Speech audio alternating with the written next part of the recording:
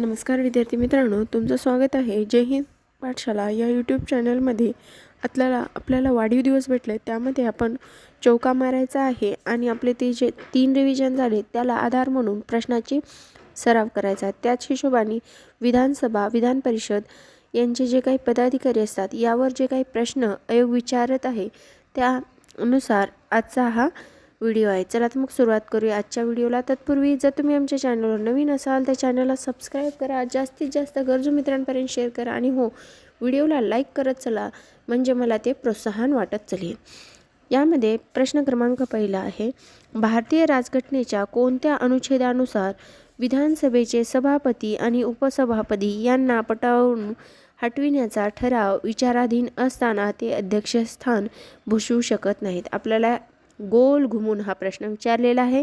यामध्ये त्यांना फक्त एक विचारायचं आहे की कोणत्या कलमानुसार विधानसभेचा सभापती व उपसभापती यांना आपण पदावून हटवू शकता।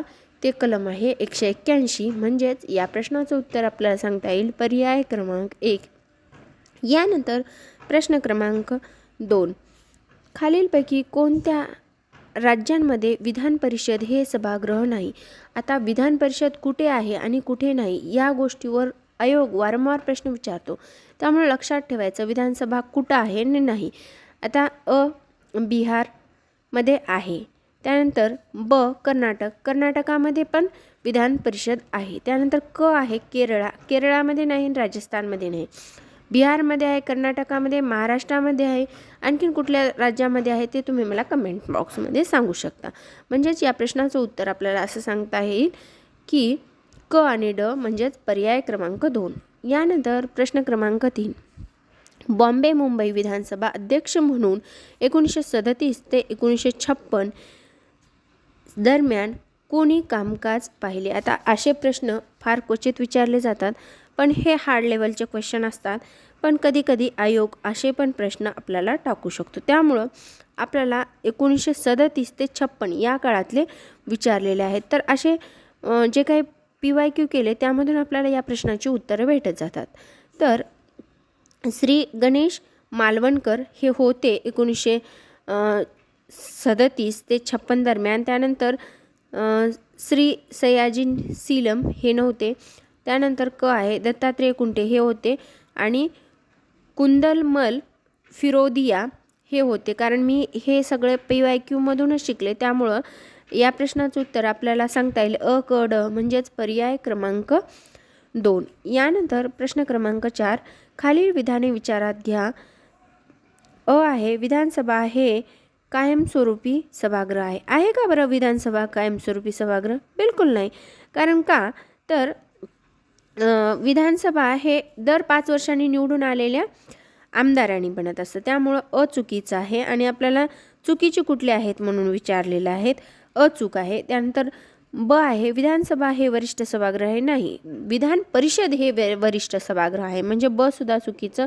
त्यानंतर आहे विधानसभेचा साधारण कार्यकाळ 5 वर्षाचा असतो, हे मात्र बरोबर आहे। त्यानंतर विधानसभा सदस्याच्या वयाची 30 वर्ष पूर्ण होणे आवश्यक आहे, चुकीचं आहे। म्हणजेच आपल्याला चुकीचं विचारलंय म्हणजे या प्रश्नाचं उत्तर आपल्याला सांगता येईल पर्याय क्रमांक 3 यानंतर प्रश्न क्रमांक 5, त्रिराज्य योजनेच्या विरोधात 18 नोव्हेंबर 1955 रोजी विधानसभेवर नेमण्यात आलेल्या विराट मोर्चाचे नेतृत्व कोणी केलं? आता हे सुद्धा PYQ मधूनच मला याची उत्तरं भेटत गेली। तर आपल्याला 1955चं जे काही त्रियोजनेचं विरोध होता त्याचं नेतृत्व विचारलेलं आहे, आणि ते केलंय सेनापती बापट आणि आचार्य आत्रे। म्हणजेच या प्रश्नाचं उत्तर आपल्याला सांगता येईल आणि म्हणजे पर्याय क्रमांक 3 हे या प्रश्नाचं उत्तर आहे। यानंतर प्रश्न क्रमांक 6, विधानसभा अध्यक्षाचे कार्य। आता विधानसभेचा अध्यक्षाचं कार्य काय असतं? तर विधानसभेच्या बैठकीचे अध्यक्षस्थान बसविणे, एकदम बरोबर, कामकाजाच्या नियमाचा अर्थ लावणे व त्याची अंमलबजावणी करणे, एकदम बरोबर। त्यानंतर सभागृहाच्या विविध समित्यांच्या अध्यक्षाची नेमणूक करणे, एकदम बरोबर। विधानसभेच्या अध्यक्षाची कार्य एवढ्या सटीकपणे आपल्याला या प्रश्नातून दिलेलं आहे, म्हणून आपल्याला विधानसभेच्या सदस्याचे अ, ब, क असे तिन्ही कार्य आहेत म्हणून सांगता येईल. म्हणजेच या प्रश्नाचं उत्तर पर्याय क्रमांक 4. यानंतर प्रश्न क्रमांक 7. खालीलपैकी कोणती विधाने चुकीची आहेत महाराष्ट्राच्या संदर्भात त्यांनी कॉलममध्ये दिलेले आहे. अ दिले, विधान परिषदेच्या अध्यक्षास 5 पेक्षा जास्त नाहीत इतके सदस्य अंदाज समितीच्या प्रतिनिधित्व करण्यासाठी नामनिर्देशित करावे लागतात. विधान परिषदेचा आणि अंदाज समितीचा कुठलाही संबंध नाही, म्हणजेच आपलं पहिलंच वाक्य चुकीचं आहे. म्हणजे आपल्याला या प्रश्नाचं उत्तर सांगता येईल पर्याय क्रमांक 1. आणि परीक्षेत असं करायचं नाही, पण आता आपण ही खालचे वाक्य वाचून घेऊया. विधान परिषदेच्या अध्यक्षास 5 पेक्षा जास्त नाहीत इतके सदस्य पंचायत राज समितीच्या वर नामनिर्देशित करावे लागतात. एकदम बरोबर आहे हे वाक्य. आणि PYQ मधून जेवढ्या काही नोट्स भेटतील त्या खूप इम्पॉर्टंट असतात, कारण त्यावरच रिलेटेड पुढचे प्रश्न येत असतात. त्यामुळं ह्या गोष्टी वाचून घ्यायच्या. परीक्षेत मात्र उत्तर भेटलं की चटकन पुढे जायचं. त्यानंतर याच प्रश्नातलं तिसरं विधान आहे, विधान परिषदेच्या अध्यक्षास 5 पेक्षा जास्त नाहीत इतके सदस्य सार्वजनिक उपक्रम समितीच्या वर प्रतिनिधित्व करण्यासाठी नामनिर्देशित करावे लागतात. आता कुठल्या विधान परिषदेच्या अध्यक्षास 5 पेक्षा जास्त नाहीत इतके पंचायत राज समितीवर नामनिर्देशित करता येतात. नंतर विधान परिषदेच्या अध्यक्षास 5 पेक्षा इतके नाहीत एवढे सार्वजनिक उपक्रम समितीवर प्रतिनिधित्व पाठवता येते. यानंतर प्रश्न क्रमांक 8.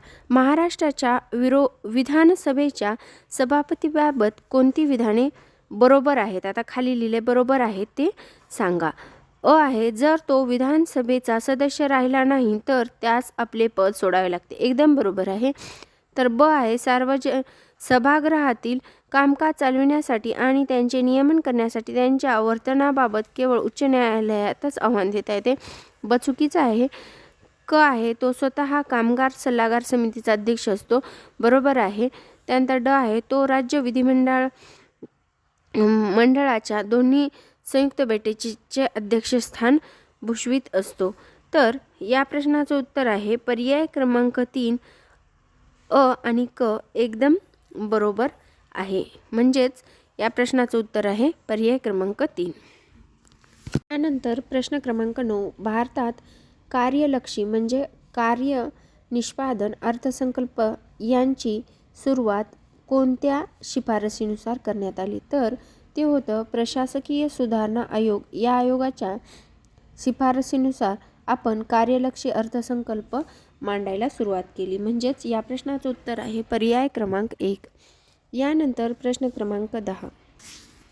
कोणत्या राज्यात विधानसभेची द्विग्रही सभागृहे आहेत? आता मी मागच्याच वेळात सांगितलं होतं की तुम्हाला बिहार, कर्नाटक आणि उत्तर प्रदेश आणि महाराष्ट्र या 4 राज्यांमध्ये विधानसभेची द्विग्रही म्हणजे विधान परिषद आणि विधानसभा या दोन्ही द्विग्रहे आहेत. म्हणजेच या प्रश्नाचं उत्तर आपल्याला सांगता येईल पर्याय क्रमांक 2. अ फक्त बरोबर. यानंतर प्रश्न क्रमांक 11. गिलोटिनचे तत्व म्हणजे काय? आता हे गिलोटिनचं तत्व काय भानगड आहे? तर ते कोणत्याही चर्चा किंवा छाननीशिवाय मागणीवर थेट मतदान घेतात त्याला गिलोटिनचं तत्व म्हणतात. कळलं ना? त्यामुळं या प्रश्नाचं उत्तर आपल्याला सरळ सांगता येईल पर्याय क्रमांक 4. कोणत्याही चर्चा किंवा छाननीशिवाय मागणीशिवाय थेट मतदान घेतलं जातं त्याला गिलोटिनचं तत्व म्हटलं जातं. ही व्याख्या आहे आणि ही पाठच करायची. यानंतर प्रश्न क्रमांक 12. विधानसभा अध्यक्षाबाबत खालीलपैकी कोणते विधान चुकीचे आहे? आता विधानसभेच्या अध्यक्षाबाबत चुकीचं विधान विचारलेलं आहे. एक आहे, विधानसभा अध्यक्षास पदावरून दूर करण्या ठराव विचाराधीन असताना त्यांना सभागृहाचे अध्यक्षस्थान स्वीकारता येणार नाही. एकदम बरोबर आहे. दुसरं आहे, त्यांना सभागृहात उपस्थित राहून कामकाजात भाग घेता येणार नाही. उपस्थित राहता येते पण अध्यक्षस्थान बसवता येत नाही किंवा मतदानही करता येत नाही. म्हणजे दुसरं हे आपला चुकीचं विचारले आहे. म्हणून या प्रश्नाचं उत्तर आपल्याला असं सांगता येईल पर्याय क्रमांक 2. यानंतर प्रश्न क्रमांक 3. विधानसभेत समसमान मते पडल्यास निर्णायक मत देण्याचा अधिकार कोणाला आहे, तर तो आहे स्पीकरला. म्हणजेच या प्रश्नाचं उत्तर आहे पर्याय क्रमांक 3.